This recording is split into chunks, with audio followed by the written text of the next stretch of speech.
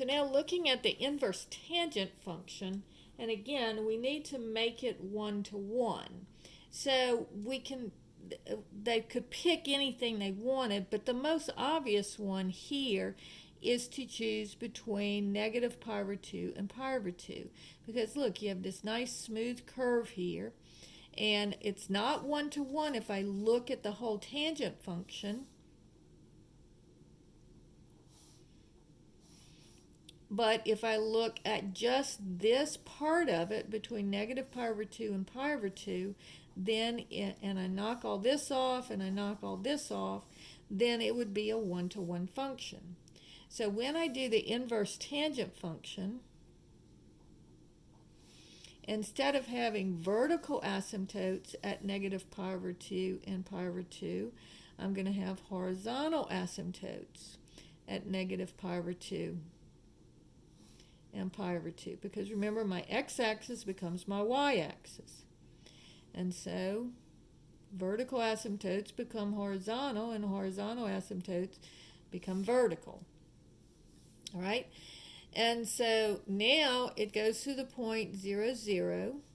And so the inverse tangent function looks like this. So it looks kind of like, if you remember the x cubed function, look like a snake, kind of like the tangent function, except for it doesn't have repeating parts on it. And the inverse tangent function look like a sideways snake. And so it's the same thing, except for now we have to deal with these vertical asymptotes. Because this one on the x cubed function, this one kept going over here, and going over here. And so its domain and range was all real numbers. Same thing with the sideways snake. This was the cubed root of x. And so it was a sideways snake, but the domain and the range were all real numbers. So this is different. Here, if I look at my domain and range, notice the domain is the possible x values. So notice here, this one goes to the left and this one goes to the right. And it has arrows on both sides. So that means it keeps on going to negative infinity and it keeps on going to positive infinity. So remember, on the domain, you always go from left to right. So we're going to start over here at negative infinity, and we're going to go all the way to positive infinity. So my domain is going to be from negative infinity to infinity. Or you can say all real numbers.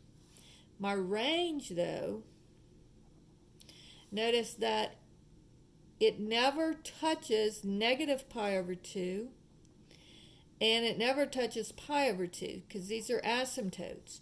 And so here it's never going to reach, it's going to get really close to pi over 2, but never reach it. Same thing with negative pi over 2. So here, it's not going to be a bracket, it's going to be a parenthesis. So it's going to go from negative pi over 2, because you start bottom to top. So it gets real close to negative pi over 2, but doesn't reach it. And then it keeps on going up. See, I have graph all up in here in the middle until I get to pi over 2.